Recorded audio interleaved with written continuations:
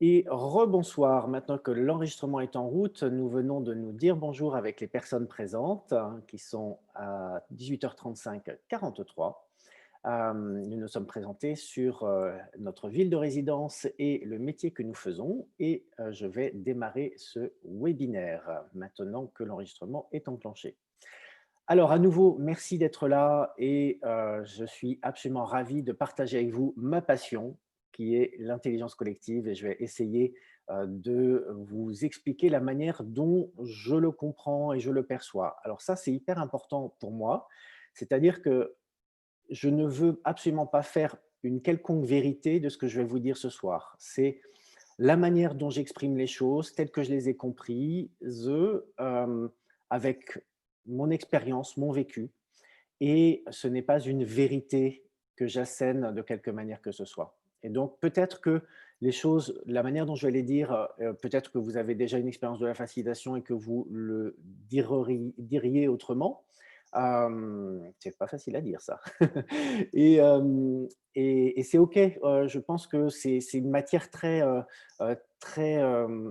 malléable, l'intelligence collective, et il y a plein de manières de le regarder, il y a plein de manières de jouer avec. Et donc, voilà, je vais vous présenter ce soir ma manière à moi, et voilà, c'est ça que je vais vous offrir ce soir. Alors, je suis un praticien en intelligence collective. Ça fait maintenant 13 ans que je fais de l'intelligence collective. Au début, un peu en autodidacte, sans le savoir, de manière un peu intuitive. Et puis après, je me suis formé. Puis après, je suis devenu facilitateur. Puis, j'ai commencé à former des facilitateurs et je supervise également des facilitateurs.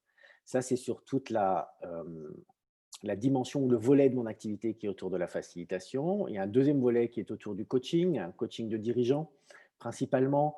Je fais également de la supervision de coach.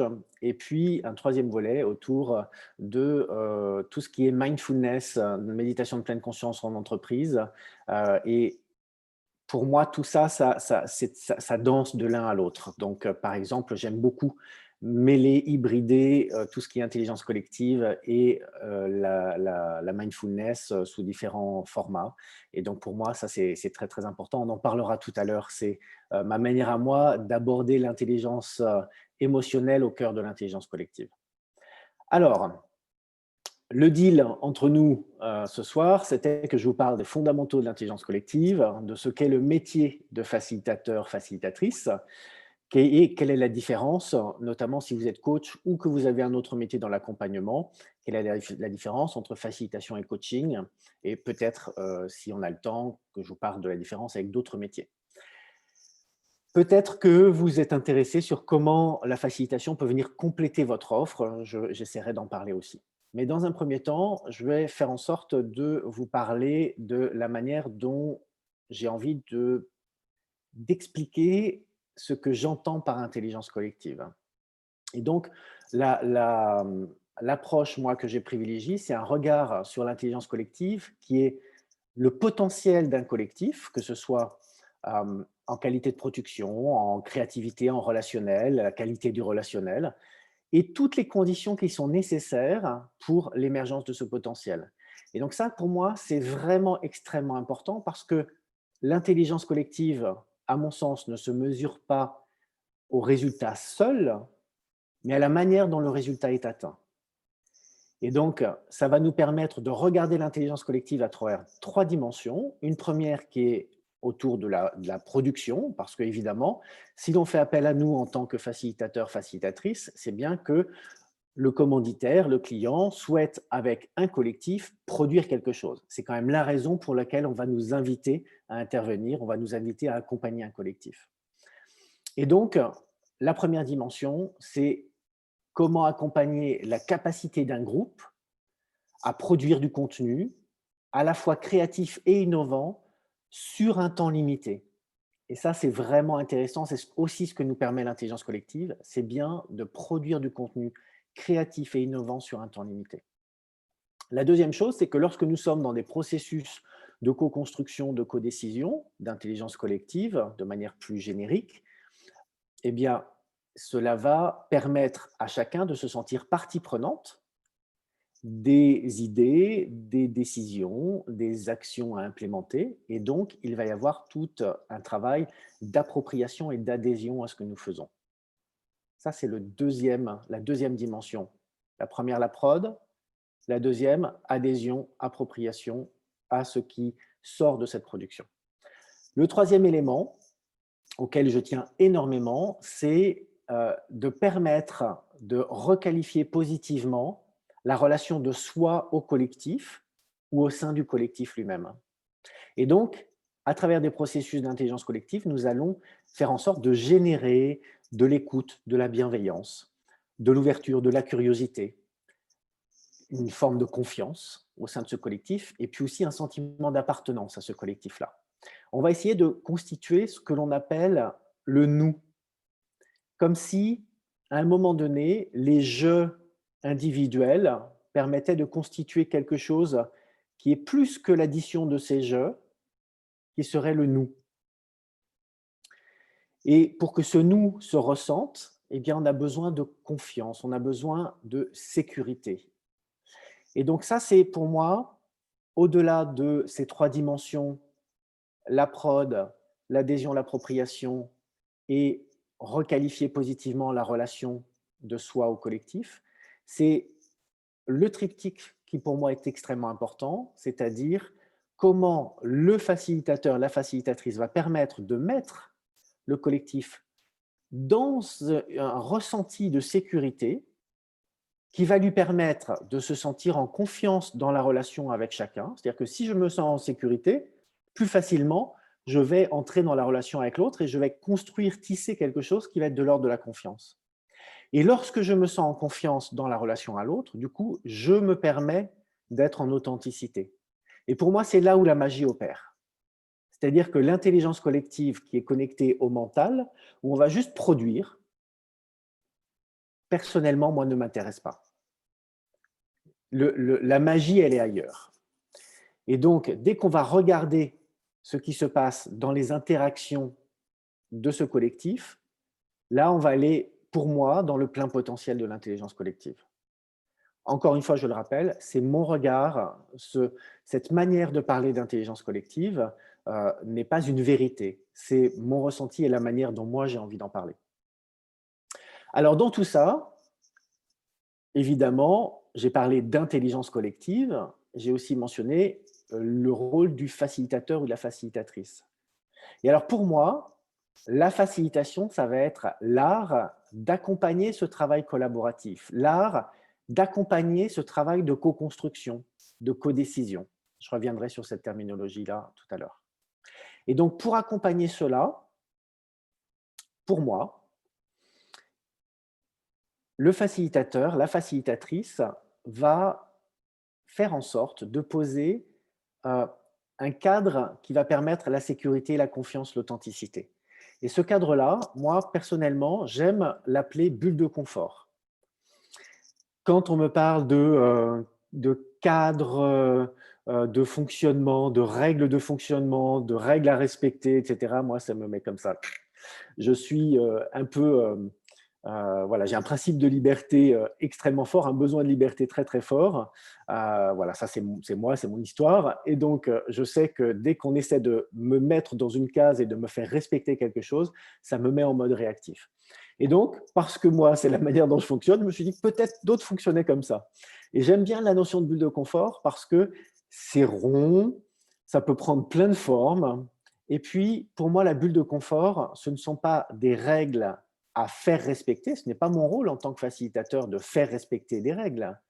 C'est de proposer des items, des éléments que le groupe va valider pour se l'appliquer à lui-même.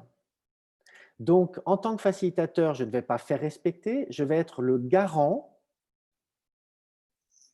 que, si nécessaire, la bulle de confort est rappelée pour permettre au collectif de s'autoréguler. La plupart du temps, quand on a cette bulle de confort que vous trouverez dans le support que j'ai concocté pour vous et que vous recevrez avec l'enregistrement de ce webinaire.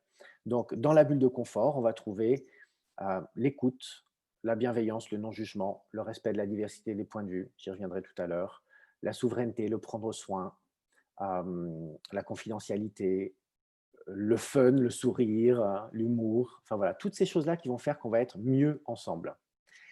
Eh bien, j'ai perdu le fil de ce que j'étais en train de vous dire. Eh bien, l'idée là, dans le fait, oui, voilà, c'est ça que je voulais vous dire. Ce que je vais inviter les personnes, une fois que j'aurai présenté la bulle de confort, je peux soit la co-construire avec le groupe, soit la proposer et demander à ce qu'elle soit complétée par le groupe. Il y a deux manières de faire. Donc ça, c'est complètement OK. L'un ou l'autre, c'est à vous de trouver ce qui est le plus pertinent pour vous avec ce groupe-là. Eh bien, une fois que la bulle de confort est établie, je vais demander à chacune des personnes du cercle de dire es-tu prêt à faire vivre cette bulle de confort? Et pour moi, ce vocabulaire est vraiment très important. Es-tu prêt à faire vivre cette bulle de confort? Nous sommes dans l'engagement, dans la co-responsabilité. Il ne s'agit pas de remettre toute la responsabilité sur le facilitateur qui va devoir faire appliquer les règles. Il ne s'agit pas du tout de ça. Quand on travaille en intelligence collective, on travaille en co-responsabilité. Et donc là, cette phrase-là, pour moi, elle est essentielle. Et donc, parfois, je vais me permettre en tant que facilitateur de dire, tiens, quand je t'entends dire ça, ou plus exactement, une personne, par exemple, prend beaucoup de place, interrompt les autres, n'est pas forcément dans l'écoute, je vais peut-être à ce moment-là dire à la personne, tiens, est-ce que tu peux t'arrêter juste un instant et décrire ce que tu es en train de faire? Soit la personne, elle va voir tout de suite ce dont je parle et elle va se rendre compte qu'elle était sortie de la bulle de confort, soit la personne fait, je ne sais pas de quoi tu parles là. Voilà. Et bien dans ce cas-là, je vais dire, écoute, j'ai le sentiment, quand je te vois fonctionner, de te voir faire ceci, de te voir faire cela. Comment ça te parle? Et puis, est-ce que ça correspond avec l'engagement que tu avais pris par rapport à la bulle de confort? Et donc, il y a plein de manières à un moment donné de permettre aux personnes de j'allais presque dire, de se remettre en intégrité de la bulle de confort. Alors, je prends un élément sur lequel j'ai envie de faire un focus sur la bulle de confort parce que pour moi, c'est un des éléments qui me paraît le plus important quand on fait de l'intelligence collective. Il y a le respect de la diversité des points de vue et la souveraineté sont pour moi deux éléments vraiment très très forts. Je vais vous parler ce soir du respect de la diversité des points de vue. Alors, si je prends un exemple avec une marmite, donc c'est la métaphore d'une marmite dans laquelle on va faire une soupe. En tant que facilitateur, j'amène la marmite. La marmite, c'est notre contenant. Et puis, je vais mettre un petit peu d'eau, c'est la fluidité, c'est le fait qu'on puisse mettre un peu de relationnel dans tout ça, et je mets à feu doux. Je mets un petit peu d'énergie pour que quand même ça commence à cuire. Voilà. Donc moi, mon job de facilitateur, c'est celui-là. Le contenant, la fluidité avec l'eau, et je mets le feu doux pour mettre un petit peu d'énergie pour lancer le truc. Imaginons que dans le cercle, la personne A fasse une contribution assez classique. Donc, si je reviens sur la métaphore de la soupe, cette personne va mettre des pommes de terre. Parce que les pommes de terre, c'est la base d'une bonne soupe. Tout le monde est OK. Autour du cercle, tout le monde est content. Personne B va aller dans le même sens de quelque chose relativement classique, pas très surprenant, va mettre des carottes. Personne C, un oignon. Et puis j'arrive à la personne D, et la personne D, elle a un regard sur les choses un peu plus original. Et la personne D, elle dit, eh bien moi, je mets dans la soupe un ananas. Et là, il y a tout le cercle qui fait genre, quoi? Mais n'importe quoi, tu le reprends ton ananas tout de suite, parce que ça ne va pas faire une bonne soupe.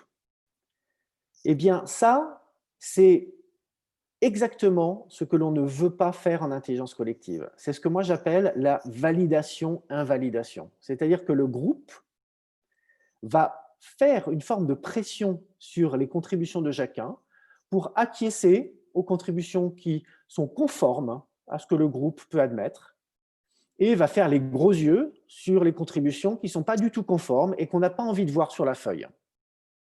Eh bien ça ne nous permet pas d'aller dans l'intelligence collective. Donc, le respect de la diversité des points de vue, à travers cette métaphore, j'essaie d'expliquer que on essaie autant que possible, en intelligence collective et notamment dans toutes les phases que l'on appelle divergence, en ouverture, de foisonnement créatif, où on met plein de choses un peu en… Alors, je déteste le mot brainstorming, mais c'est juste pour vous donner une image de… On met plein de choses sur la table, on met plein de post-it, etc. Eh bien, à cet endroit-là, à aucun moment, on va chercher à se conformer, on va chercher la validation ou l'invalidation. Voilà pour faire un focus sur ce que peut signifier chacun des éléments de la bulle de confort. Alors, pour ça, bien évidemment, le facilitateur, il est là aussi pour incarner cette bulle de confort, pour incarner, faire vivre et incarner toutes ces manières d'entrer en relation. Et c'est pas si évident que ça.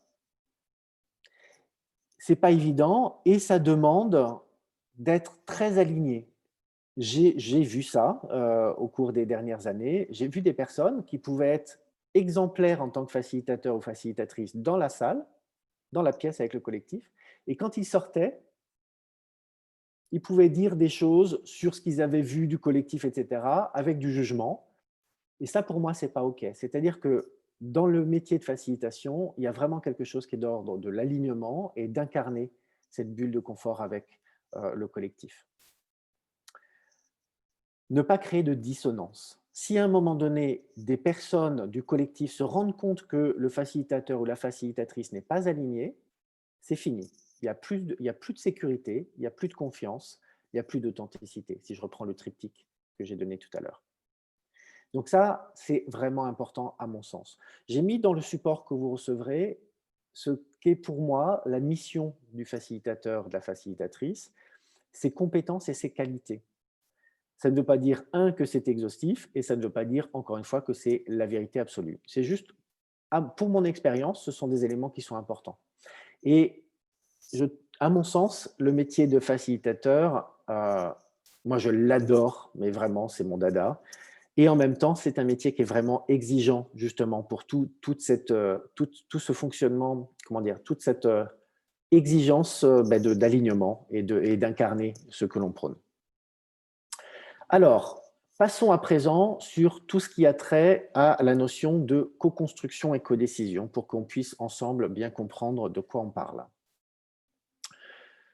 On a parlé de la bulle de confort. Une fois que le facilitateur, la facilitatrice a posé la bulle de confort, OK, top. Enfin, à un moment donné, il faut bosser. Et donc, on est quand même là parce qu'on a été embauché par un client, par un commanditaire pour produire quelque chose. Et donc, c'est là où on va passer sur la phase de co-construction et de codécision. Et je ne minimise pas la notion de bulle de confort, je ne minimise pas tout ce qui concerne les inclusions et tout ce qui fait qu'on va se sentir groupe, parce que c'est ça qui va faire la qualité de ce que l'on va faire en co-construction et en codécision. Alors, qu'est-ce que j'entends par co-construction? Pour moi, la co-construction, ça va être un espace où il va y avoir des contributions et où on va élaborer. Ça va être cet espace où on va donner plein d'idées et on va malaxer, on va explorer, on va parfois sélectionner, on va écarter. Et puis à un moment donné, on va arriver à ce que moi j'appelle une proposition mature. La co-construction, elle nous permet de faire émerger une proposition mature. Et ensuite, la codécision, elle prend le relais. Elle prend le relais avec d'autres outils. Je parlerai tout à l'heure un petit peu de ce que j'entends comme outil dans co-construction et codécision pour ceux qui sont facilitateurs ou qui ont déjà fait de la facilitation ou été participants de la facilitation.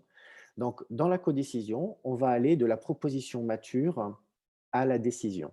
La décision que le groupe va s'appliquer à lui-même, sur lequel il va se sentir et engagé et co-responsable. Alors, dans la co-construction, moi, je vais mettre des outils qui vont permettre de manière dynamique d'échanger des idées. On appelle ça la fertilisation croisée. Donc, j'entends quelque chose de quelqu'un, tiens, ça me fait penser à un truc, et puis moi, je dis un truc qui va faire penser à un autre truc à quelqu'un d'autre, etc., etc. On va faire beaucoup de choses autour de la fertilisation croisée, par exemple le World Café, par exemple la méthode Disney. Euh, Pas la méthode Disney, pardon, je suis en train de vous dire une bêtise. La méthode Disney, elle va être plutôt dans tout ce que l'on appelle le séquençage de pensée. On va y retrouver également les 6 chapeaux si vous avez déjà fait ce processus-là. Donc l'idée là, c'est plutôt d'être, on est tous au même endroit, au même moment pour permettre d'avancer sur un sujet sans avoir un espèce de chaos de, il y a quelqu'un qui a une idée, il y a quelqu'un qui dit mais non, il faut d'abord qu'on parle, on soit d'accord sur quel est notre objectif, et puis quelqu'un d'autre dira ah oui, mais moi, je ne le sens pas du tout, ce truc-là. Et puis, quelqu'un d'autre dira, ah non, mais là-dessus, ça va poser un problème pour telle et telle raison, blablabla. Enfin, vous voyez, toute cette espèce de chaos qui peut arriver quand on est en mode débat et qu'on n'est pas au même endroit au même moment. Eh bien, le séquençage de pensée va nous permettre de pouvoir contribuer de la même manière, au même endroit, c'est-à-dire si on est en train de partager notre ressenti, si on est sur une phase de créativité, si on est sur une phase d'appréciation positive ou appréciation négative d'une idée que nous sommes en train d'explorer. C'est tout ça. Donc, tout ça, c'est le chapeau co-construction. Dans le chapeau codécision, on va aller sur d'autres types d'outils. Ça va être des outils qui vont nous permettre de converger très rapidement, de pouvoir sélectionner, de pouvoir voter, de pouvoir avoir des matrices décisionnelles. On va y avoir des outils issus de la sociocratie comme l'élection sans candidat, la gestion par consentement, etc. Tout ce vocabulaire-là, je sais que tout ça, c'est du jargon, mais dans les personnes qui sont présentes ce soir, je sais qu'il y a des gens qui ont déjà fait l'intelligence collective, donc je voulais juste que ces personnes-là entendent aussi ce que moi j'entends dans ces 2 chapeaux-là. Voilà. Alors, comment aussi regarder les différents niveaux dans l'organisation? Donc, admettons que nous ayons une équipe dont la direction, donc un directeur, une directrice d'un département, par exemple, dit, tiens, on va faire de l'intelligence collective. Peut-être que cette personne-là va dire, OK, moi, ce qui m'intéresse, c'est qu'on malaxe les idées, etc. Mais il faut que je garde quand même la main sur ce qu'on va en faire de ces idées-là. Bon, alors dans ce cas-là, eh bien, avec ce client, ce commanditaire, on va dire, OK, on va rester dans tout cet espace de la co-construction. Peut-être que cette personne-là, elle dit, non, moi, j'ai vraiment envie qu'on aille ensemble sur des choses que l'on a décidées ensemble. Et donc, on va aller au-delà de la co-construction et on va co-décider. Et donc, dans cet espace qui est le département, eh bien, ce sera un espace fermé d'une certaine manière où il va y avoir tout ce que l'on peut faire dans cette organisation-là en co-construction, co-décision. Mais si nous sommes dans une organisation pyramidale, le ou la responsable du département, elle a des liens dans l'organisation qui restent en mode hiérarchique. Donc, ça va rester cantonné d'une certaine manière à ce département-là. Et c'est OK. Moi, ça m'est arrivé plein de fois de faire de l'intelligence collective pour un client qui était dans un espace contenu. C'est OK. On va rester dans ces notions de co-construction, co-décision appliquées à l'équipe. Parfois, l'organisation va avoir envie, dans le bon sens, d'aller un petit peu plus loin sur ces sujets-là. Et donc, elle va se dire, tiens, mais ce serait bien que l'ensemble de l'organisation, on reste pyramidal, voilà, mais on a envie que les équipes s'emparent quand même de tout ce qui a trait à la co-construction, à la codécision, dans leur espace à eux.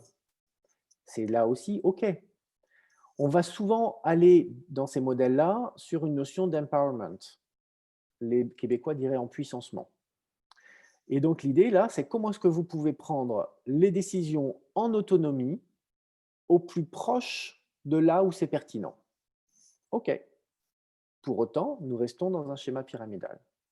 Et puis, il y a des organisations qui vont avoir envie de remettre en cause ce schéma pyramidal et qui vont aller vers ce qu'on appelle la gouvernance partagée. Et là, dans la gouvernance partagée, on va pouvoir aussi prendre part aux décisions qui ont trait à la stratégie de l'entreprise. Et donc là, ça devient intéressant. Ce n'est plus le seul CODIR, donc comité de direction ou COMEX, comité exécutif, qui va avoir la main, qui va avoir le dernier mot d'une certaine manière. C'est par des processus divers et variés, des personnes de l'organisation qui vont pouvoir contribuer, participer, co-décider à des choses qui vont impliquer l'ensemble de l'organisation. Alors, il peut y avoir des organisations qui partent d'un schéma pyramidal et qui vont basculer sur de la gouvernance partagée. Ça peut arriver. C'est notamment ce que l'on peut voir avec les expérimentations d'entreprises libérées. Et puis, il y a des organisations qui se constituent en gouvernance partagée. Beaucoup plus dans l'économie sociale et solidaire, dans des collectifs informels, dans des tiers-lieux, etc., etc. Donc, voilà un petit peu pour vous voir un petit peu où je mets ces différentes notions.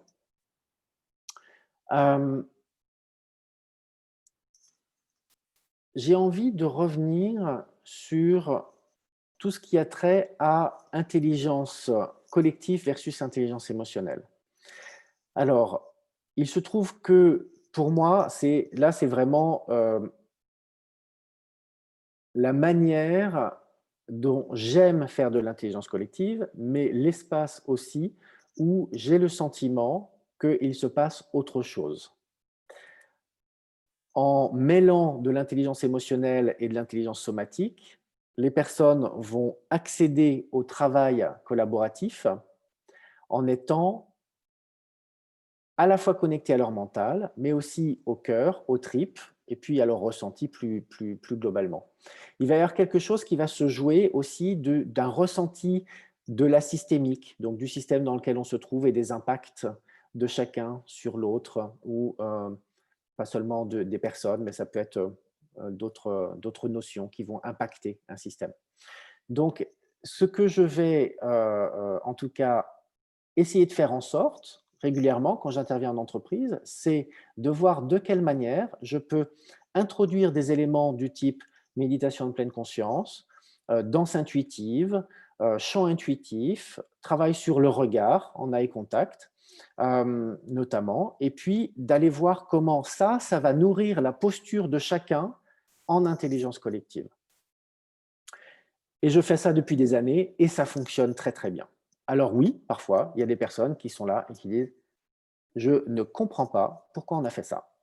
Je dis: «OK, pas de souci». Et j'essaie évidemment ensuite de faire des liens. Quand les personnes sont à la table, en sous-groupe, je dis: «Tiens, avant de commencer à travailler, pensez à ce que nous avons regardé, en danse intuitive». Je fais souvent la danse des 4 éléments, par exemple, terre, eau, feu, air. Hem Et je dis: «Tiens, comment est-ce que vous ressentez, dans quelle énergie vous êtes lorsque vous êtes en train de contribuer à cette table-là? Est-ce que vous êtes dans une énergie terre? Est-ce que vous êtes dans une énergie eau, feu, air?» Je ne vais pas décliner, ça, plus avant parce que ça prendrait trop de temps. Mais, il y a vraiment quelque chose, à un moment donné, de réussir à regarder l'intelligence collective comme un espace où nous pouvons être présents avec tout ce que nous sommes. Et pour moi, ça, c'est absolument essentiel. Pour aller un petit peu plus loin sur ce sujet, vous trouverez dans le support et dans le mail que je vous enverrai, après ce webinaire, un lien vers un article que j'ai écrit qui s'appelle, «L'intelligence collective appelle l'intelligence émotionnelle», et puis aussi un podcast pour lequel j'ai été interviewé avec, le programme Eve et Octave qui est, produit par Danone, et vous verrez aussi que j'aborde tous ces sujets-là de comment je fais avec l'intelligence émotionnelle et l'intelligence somatique, si vous avez envie d'en savoir plus sur ça. Alors,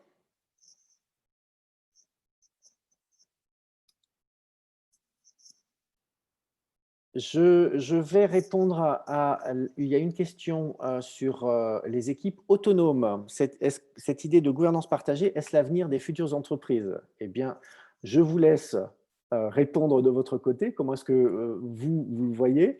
Il y a, il y a un mouvement de fond, très, très clairement, pour permettre d'être davantage autonome et davantage être au cœur de la décision pertinente, proche de là où elle doit être prise, qu'on l'appelle empowerment, qu'on l'appelle gouvernance partagée, gouvernance participative, entreprise libérée, enfin, il y a beaucoup de vocabulaire.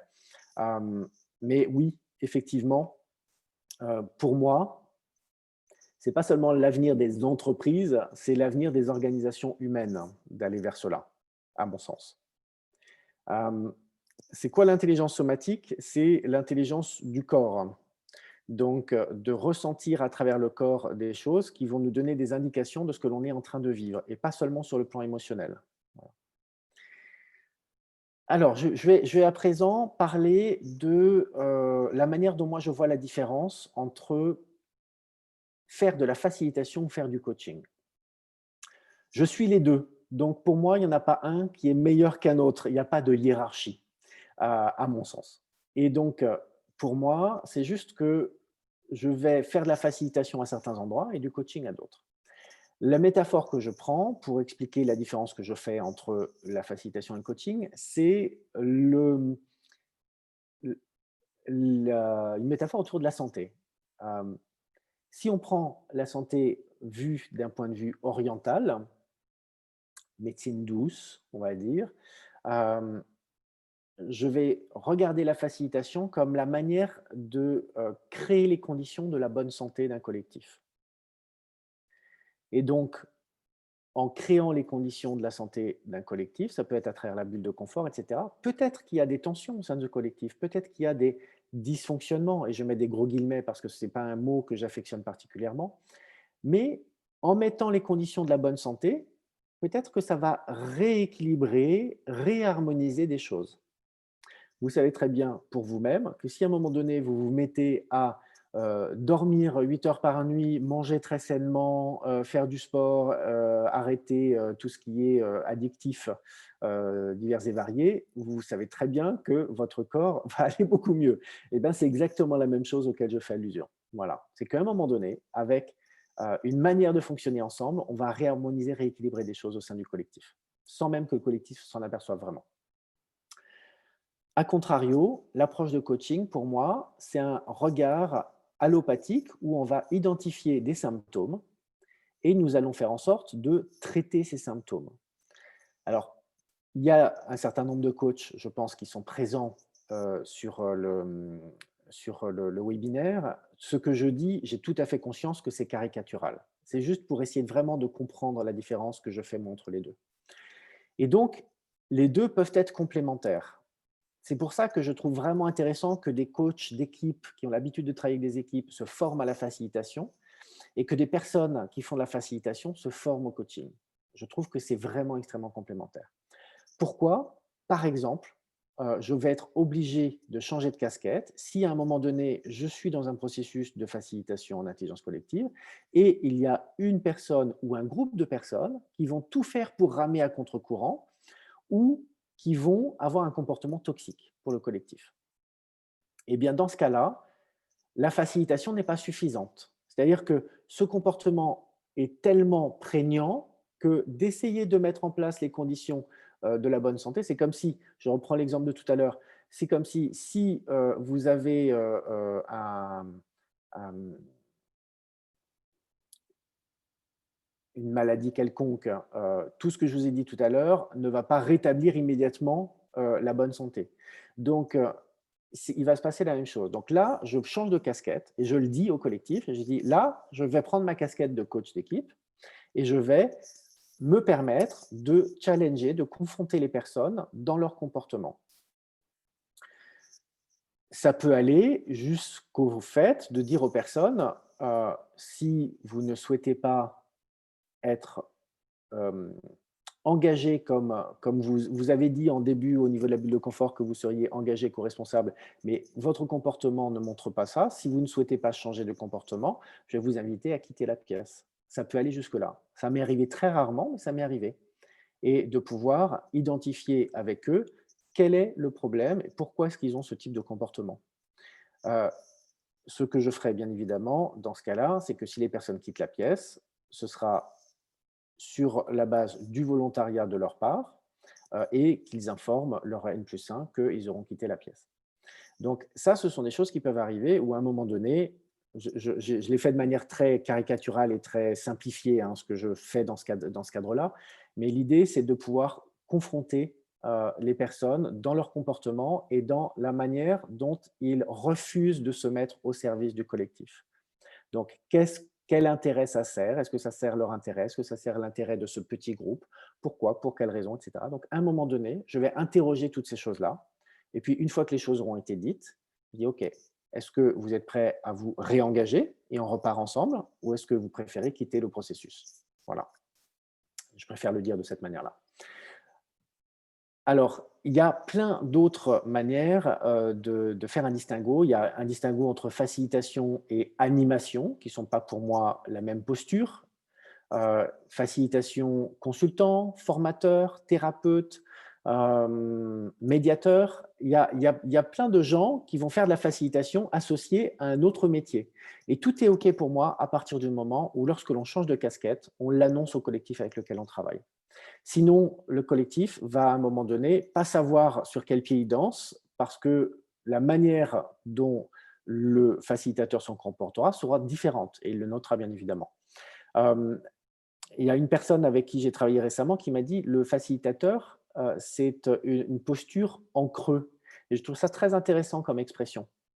Donc, merci Mélissa pour cette expression. Et je trouve qu'il y a quelque chose de cet ordre-là. C'est-à-dire que si, à la fin d'une facilitation, les participants me disent « Ah, mais c'est cool, facilitateur, tu n'as pas fait grand-chose aujourd'hui, hein. Ça doit être sympa comme métier. » Et je l'ai entendu plein de fois. Et donc, j'en rigole. Mais quand on me dit ça, je me dis « Yes, j'ai réussi à prendre cette posture du facilitateur en creux. » C'est-à-dire qu'ils ne se sont même pas rendus compte que je mettais de l'huile partout, partout, partout, que je faisais en sorte de faire des invitations à plein d'endroits. Ils s'en sont à peine aperçus parce qu'ils ont été concentrés sur eux-mêmes, sur le cercle, sur le collectif. Ça, pour moi, encore une fois, ça ne me regarde que moi, cette opinion-là, c'est une facilitation réussie. Plus on est discret, plus on est invisible, tout en faisant des invitations, tout en étant gardien de la bulle de confort, euh, tout en faisant tout cela, si on est quasi très très discret, quasi invisible, pour moi, ça c'est une vraie belle posture de facilitation. Alors que le coach, à contrario, va être très visible. C'est-à-dire que, étant donné que le coach d'équipe va aller appuyer sur les endroits où ça fait mal, très souvent, et c'est ce qu'on nous apprend en école de coaching, il va y avoir une espèce d'alliance de l'ensemble du groupe contre le coach, et ça fait partie du processus, c'est complètement OK. Et donc, ça va créer d'autres interactions par alliance contre le coach. Et donc, on voit bien que là, il y a une interaction très, très forte sur le coach. Il y a du jugement, il y a de la projection, il y a plein de choses. Et le travail se fait à cet endroit-là, et c'est intéressant. Mais on n'est pas du tout sur la même approche. Alors, j'ai noté dans l'invitation au webinaire la question suivante. En quoi la facilitation pourrait compléter votre offre, vous aider à trouver de nouveaux clients? Eh bien, pour moi, vous avez bien compris, je pense que vous le voyez, l'intelligence collective, elle est dans l'air du temps. Les organisations ont envie de se réinventer. Elles voient bien que nous sommes en train de changer, qu'on parle du monde d'hier, du monde de demain. Est-ce qu'il y a une réalité là-dedans? Je ne sais pas, mais en tout cas, il y a un imaginaire qui commence à se monter autour de ça et les entreprises traditionnelles ne sont plus attractives pour les jeunes diplômés. Et donc, à un moment donné, une organisation qui décide d'incorporer le collaboratif dans l'ensemble de sa structure, y compris voire d'aller en gouvernance partagée, va redevenir attractive. Donc ça, pour moi, il y a quelque chose qui se joue à cet endroit-là. Donc c'est dans l'air du temps. La deuxième chose, c'est ce que je vous disais tout à l'heure. Le coaching d'équipe et la facilitation se nourrissent mutuellement, ils sont complémentaires. Donc là, il y a quelque chose qui peut être vraiment intéressant pour l'offre, parce que peut-être que par rapport à vos clients actuels ou futurs, ça peut permettre d'avoir une offre plus large qui va permettre, lorsqu'on rencontre le commanditaire, le client, de pouvoir mieux cibler le besoin en fonction de ce que l'on entend. Et se dire, tiens, en fait, là, ce qu'il demande, c'est plus de la facilitation. Donc, hop, j'ai les compétences, j'ai été formé, je vais dans cette direction-là. Ou c'est plus du coaching d'équipe, je vais dans cette direction-là. Et puis, une autre chose, si vous êtes plutôt coach individuel, moi, je trouve que les deux se marient très, très bien aussi. Une des raisons pour lesquelles, alors que j'avais démarré par la facilitation, j'ai souhaité me former au coaching, et j'ai fait beaucoup de coaching de dirigeants individuels, c'est parce que je me rendais compte quand j'avais un collectif face à moi que même si j'essayais vraiment le mieux possible d'utiliser les mots les plus enrobés possibles, je n'arrivais pas souvent à dire quelque chose à une personne sans la stigmatiser. Et donc, je trouve que l'expérience de coaching individuel, elle permet aussi d'avoir vraiment ce rapport-là à un individu dans un collectif. Comment est-ce que je vais réussir à lui dire quelque chose de la manière la plus respectueuse possible? Alors souvent, ce que je fais, c'est que je vais sur un trait d'humour, noter quelque chose et puis je vais dire à la personne: «Merci parce que grâce à toi, on fait un apprentissage collectif».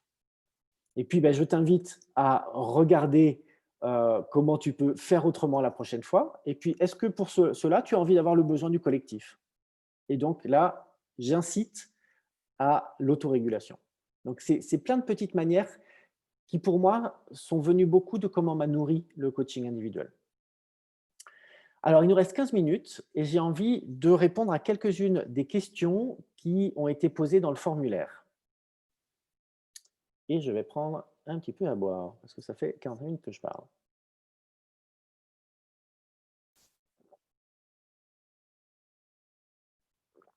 Il m'a été posé une question autour du cadre et de l'autorité en intelligence collective.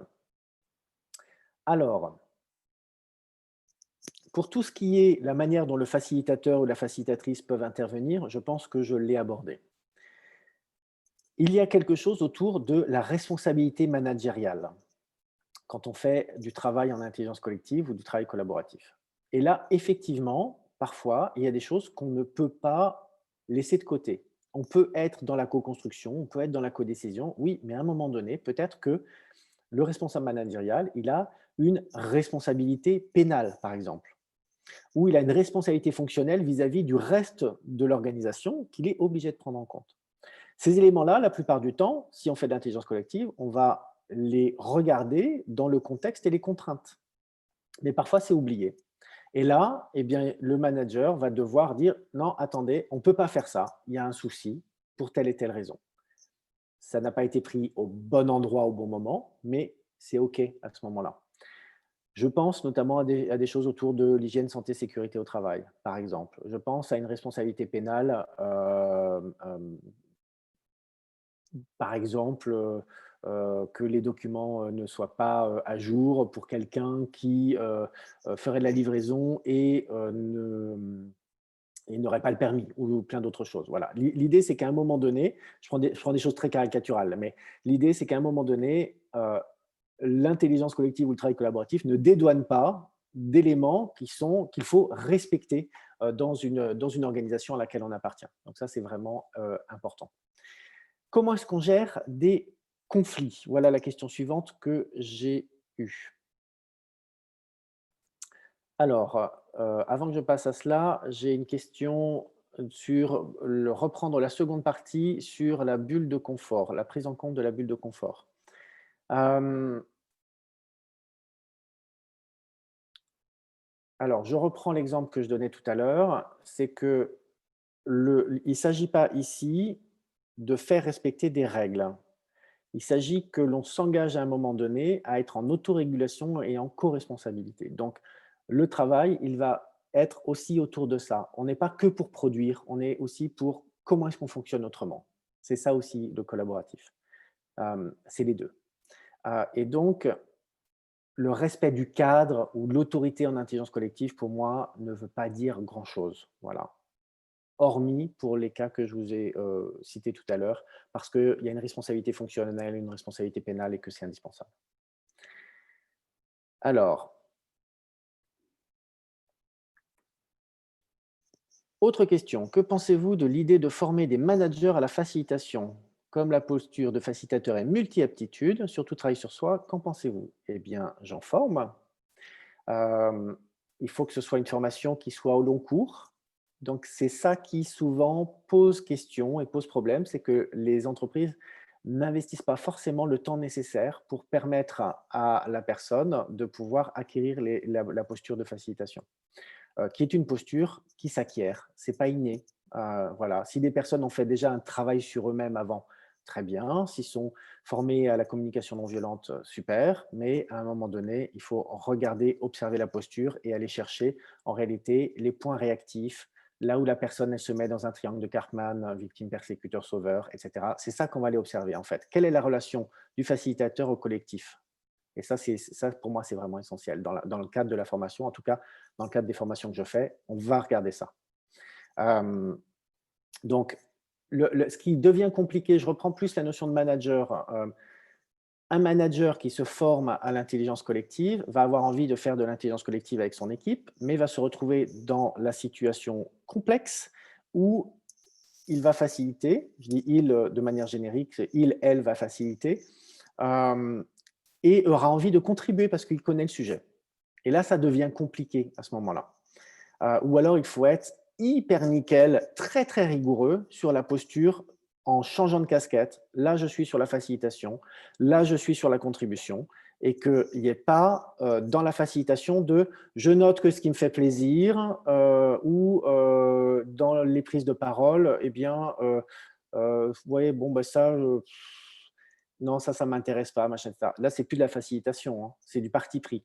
Donc, ça, c'est très, très compliqué. Donc, moi, j'aurais presque tendance à dire, plutôt que d'envoyer le manager se faire former, travailler plutôt à former des facilitateurs en interne ou de former des personnes dans l'équipe qui vont prendre ce rôle de facilitation et que dans ce cas-là, le manager ne va pas se retrouver à devoir être jugé parti. Et ça, c'est un vrai sujet.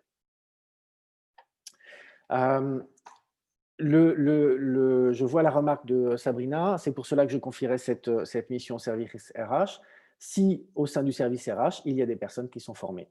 Et il n'y a pas tant de personnes que cela qui sont réellement formées à la facilitation aujourd'hui en interne. C'est relativement rare à mon sens. Voilà. Alors, sur la gestion des conflits. Euh, J'en ai un petit peu parlé tout à l'heure avec une ou un groupe de personnes qui potentiellement pourraient ramer à contresens ou être toxiques par rapport au travail que l'on fait. L'idée, c'est de permettre aux personnes de se remettre en responsabilité par rapport à ce qu'ils sont en train de vivre. Donc, comme je vous en ai parlé tout à l'heure, je travaille beaucoup avec le triangle de Karpman. Pour moi, il est essentiel dans un travail en intelligence collective parce que à plein d'endroits du travail en intelligence collective, on va se retrouver avec des triangles qui se forment partout. C'est donc le triangle de Karpman pour rappeler, et si vous ne connaissez pas, allez voir sur Internet, il y a plein de vidéos sur le triangle de Karpman. C'est la formation par une personne qui se perçoit victime et qui va aller désigner une personne comme son persécuteur et va aller chercher son sauveur. Et donc, évidemment que potentiellement, même dans un travail collaboratif, il peut se créer des tensions et donc il peut y avoir des personnes qui vont être en mode réactif et vont rentrer dans un triangle. Et donc tout ça, c'est ça qui m'intéresse moi, c'est de faire monter un collectif en maturité émotionnelle autant que des compétences de collaboratif. Si on n'a que les compétences du collaboratif, on passe à côté de la moitié de ce qu'on est en train de faire. Enfin, c'est comme ça que moi je le vois en tout cas. Donc ça pour moi, c'est vraiment, vraiment important. Euh, Généralement, quand il y a un conflit au sein d'un collectif, ça m'est arrivé 2 fois en 13 ans. Donc, c'est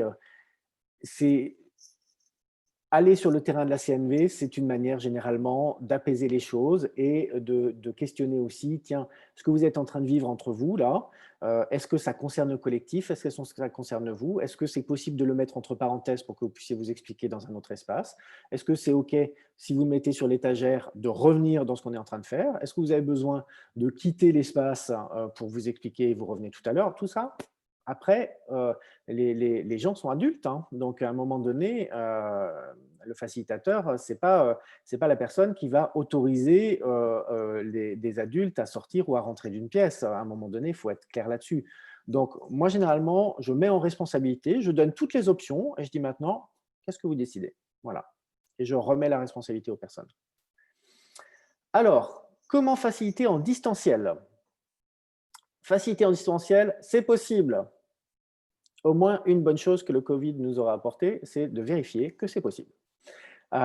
Évidemment que je préfère de beaucoup le présentiel. Ça nous permet de pouvoir avoir un regard, notamment sur le ressenti systémique d'un groupe, mais faciliter en distanciel, c'est possible. Il y a des outils pour cela. Il y a Klaxoon, il y a Mural, il y a Miro et plein d'autres.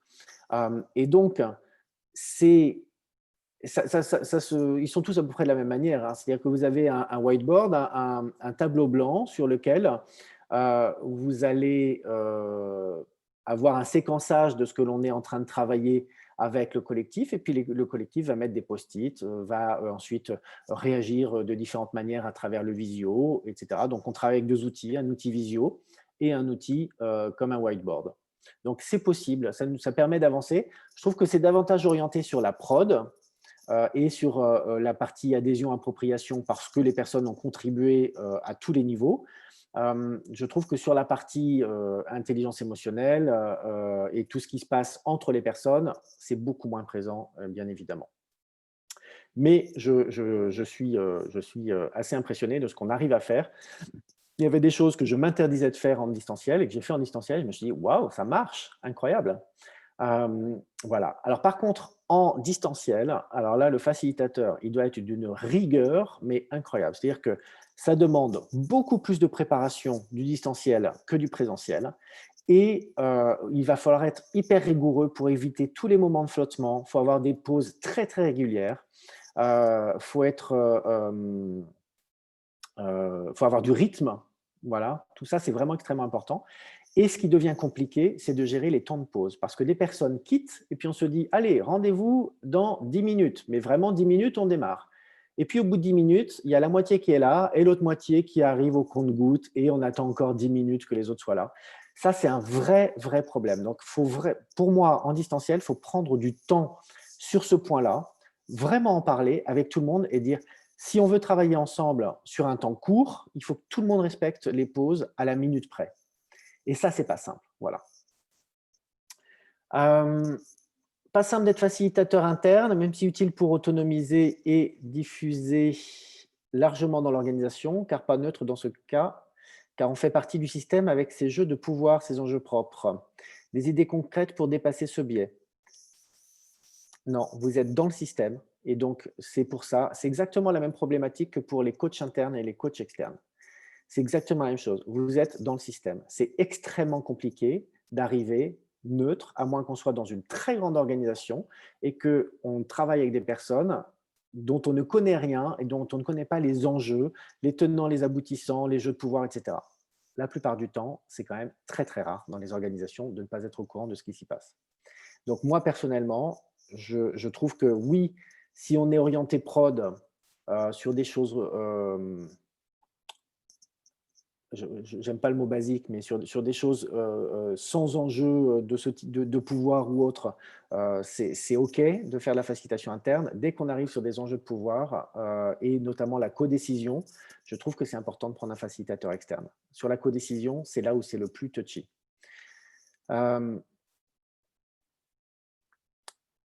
Alors, comme il est 27, je vais terminer moi ce que j'avais prévu. Je vois vos questions, mais je ne vais pas avoir le temps d'y répondre malheureusement. Et ben, écoutez, reprenez contact pour vos questions voilà, un autre moment si on a l'occasion sur un autre webinaire ou autre. Désolé, mais il faut que j'avance un petit peu pour vous libérer dans 3 minutes. Alors, pour les limites de l'intelligence collective, c'est pour moi principalement tout ce qui tourne autour de l'ego. Donc, il va y avoir un vrai sujet autour du lâcher-prise. Tout le travail que je fais en somatique ou en intelligence émotionnelle, il est aussi autour de ça. Donc, l'ego, la compréhension que cette notion d'avoir le dernier mot, si on fait de la codécision, n'a pas sa place, c'est-à-dire qu'il faut que j'accepte en tant que responsable managérial que si je décide de faire de la codécision avec mon équipe, je n'aurai pas le dernier mot. Et c'est OK. Mais tout ça, il faut que ce soit clair. Et la plupart du temps, avec le commanditaire ou le client, il y a un vrai sujet autour de ça. J'ai été parfois invité à rencontrer un client qui me dit: est-ce que vous pourriez faire ça à mon équipe pour obtenir tel résultat? Je dis: waouh, ça ne s'appelle pas de l'intelligence collective, ça s'appelle de l'instrumentalisation. Donc, moi, je fais très, très attention à passer du temps, à expliciter la terminologie, de dire, vous voulez garder la main sur quoi? Et donc, ça va nous permettre déjà, en sachant sur quoi la personne, elle veut garder la main, de savoir ce que l'on peut faire. Et puis après, je vais challenger la personne. Je dis, mais pourquoi est-ce que vous voulez garder la main? Et donc, ça va permettre de pouvoir, est-ce que la personne, elle le fait peut-être par habitude, mais on peut challenger ces choses-là.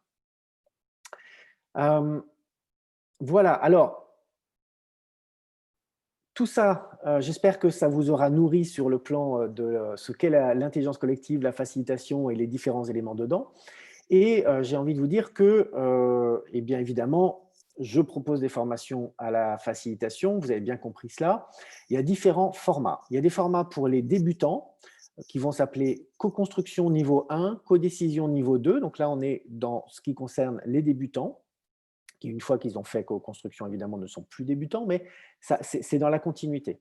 Et ça va permettre de travailler dans co-construction sur la posture, ce que j'appelle l'art du prendre soin, et tous les outils de la co-construction. Et puis sur la codécision, on va aller voir tout le fourmillement d'outils sur la codécision, on va faire du co-design, on va regarder des situations de gouvernance partagée, enfin on va explorer plein de choses. Pour des personnes qui font déjà de la facilitation, sont déjà des praticiens d'intelligence collective, j'ai monté récemment un nouveau format, qui est un format en 4 fois 2 jours, qui va permettre, sur le premier module, de résumer ce que l'on fait dans les séjours de co-construction en 2 jours, parce que ce sont des personnes, dans ce cas-là, qui pour moi ont déjà fait le World Café, les 6 chapeaux, ont travaillé la notion d'inclusion, mais on va se remettre au diapason pour avoir le même vocabulaire et la même sensibilité de tout ça. Et puis après, on part sur la suite en codécision. Un autre format que j'ai mis en ligne il n'y a pas très longtemps, c'est un format que j'ai appelé Co-Design et Engineering de mission. Et là, on est sur des personnes qui vont venir passer 3 jours ensemble et l'idée, c'est qu'on va se faire plaisir à faire du design, à élaborer à partir de cas concrets, bien évidemment, qui sont ceux de vos clients. Et ça va être entre le groupe de pairs et la supervision. Ça va être vraiment entre les deux et ça va permettre de pouvoir affiner toute cette notion du design. Ça, c'est quelque chose moi, auquel je tiens énormément, que à chaque fois, ce que l'on fait répond à une intention précise et un objectif précis. Et qu'on soit très, très au clair sur ce qui s'enchaîne, qui fonctionne pour pouvoir être au service du collectif et au service du client. Il y a aussi du codev pour ceux qui aiment le codev. Moi, j'appelle ça le codev organique. C'est une autre manière de faire du codev qui respecte le même squelette, mais qui, pour moi, est très dans le prendre soin. Voilà. Donc, le codev organique, il y a les trois premiers jours, donc il y a un module de 3 jours dans lequel on va pratiquer en faisant du codev à ma manière, à ma sauce. Et puis, le deuxième module de 3 jours, ça va être, tiens, si vous hybridez le codev avec qui vous êtes, ça donne quoi? Alors, ça peut être, tiens, je vais faire un codev permaculture, un codev danse intuitive, un codev autour des émotions, un codev autour de l'énéagramme, un codev autour du dessin, etc. L'idée, c'est de pouvoir aller hybrider des choses pour proposer quelque chose qui vous ressemble. Et enfin, je fais, comme je l'ai dit en introduction, de la supervision et j'introduis tous les processus d'intelligence collective dans la supervision collective. Donc, il y a de la supervision pour les coachs, il y a de la supervision pour les facilitateurs, il y a de la supervision pour les métiers RH, et puis j'ai eu des demandes sur la médiation. Voilà. Donc, il y a de la supervision que je propose en collectif et il y a de la supervision que je propose en individuel. Ça peut être en visio, ça peut être à mon cabinet, tout est OK. Voilà, donc ça, c'est ce que je peux vous proposer. Alors, vous allez trouver en cadeau, je vais vous envoyer par mail, évidemment, le replay de ce webinaire. Vous pouvez le partager avec qui vous souhaitez. Si vous avez estimé que ça pouvait être enrichissant pour certaines personnes, n'hésitez pas à le partager. J'ai remis les liens autour de l'article et du podcast dont j'ai parlé tout à l'heure. Et puis, si vous vous inscrivez à une des formations Mindful Intelligence avant le 31/12, avant le 31 décembre, vous avez une réduction de 10% sur le tarif de la formation avec le code webinaire. Et puis, si vous venez à deux, c'est le double effet qui se coule, vous avez 20% chacun sur votre tarif. Alors, pourquoi je dis votre tarif? C'est parce qu'il y a 3 tarifs. Il y a un tarif particulier, un tarif indépendant et un tarif entreprise. Vous verrez tout ça sur le site internet si ça vous intéresse. Voilà. Et vous trouverez bien évidemment aussi dans le mail le support que je partagerai avec vous, un support qui reprend les éléments principaux de ce que j'ai partagé avec vous. Voilà, j'espère que vous avez trouvé ça intéressant. Il y a encore un créneau demain matin à 8 heures. C'est mon 3e créneau. Donc, si vous pensez à des personnes que ça pourrait intéresser, Je vais rajouter les personnes dans le lien Zoom. Il faut juste qu'elles puissent se déclarer avant 23 heures pour que je puisse leur envoyer les informations. Voilà. Donc, n'hésitez pas. Et puis, je vais laisser ouvert encore un petit peu. N'hésitez pas à me mettre des petits mots d'appréciation là dans le chat. C'est toujours intéressant d'avoir un feedback. Et puis, en tout cas, merci d'être resté avec moi jusqu'à 34. J'ai dépassé de 4 minutes. Yo! Si vous avez des questions très spécifiques ou autres, n'hésitez pas. Ah oui, pardon, je ne vous ai pas dit, pour le financement, j'ai mis une page sur mon site internet qui s'appelle Comment financer ma formation, qui explique tout ce qui est possible de faire par rapport à Mindful Intelligence. Je ne suis pas CPF pour le moment, ça fait partie de mes plans 2021, mais ça va prendre du temps. Donc, je suis Datadoc, je vais faire Calliope sur le premier semestre 2021, mais je ne suis pas encore CPF, hein. C'est un gros, gros, gros chantier. Pour ceux qui sont organismes de formation, vous pouvez imaginer ce que c'est, ou vous l'avez peut-être déjà vécu. Donc, ce sera quand ce sera le moment. Pour l'instant, moi, je prends plaisir à faire mes formations, mes supervisions, mes facilitations, et c'est là le cœur de mon métier. Voilà. Eh bien, je vous souhaite une excellente soirée. Je laisse l'enregistrement pour vous laisser mettre quelques appréciations.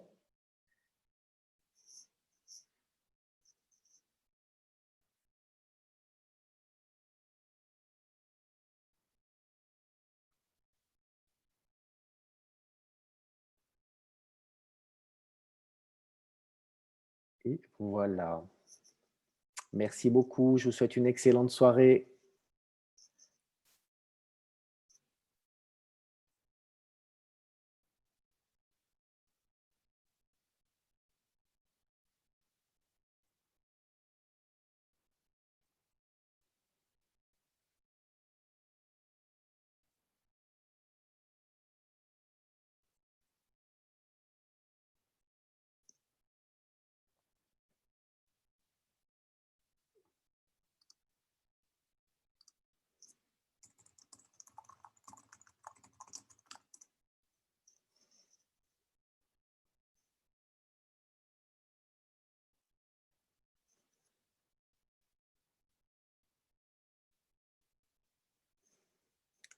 Et voilà. Eh bien, je vais couper l'enregistrement et je vais fermer. Je vous souhaite une bonne soirée. Au revoir.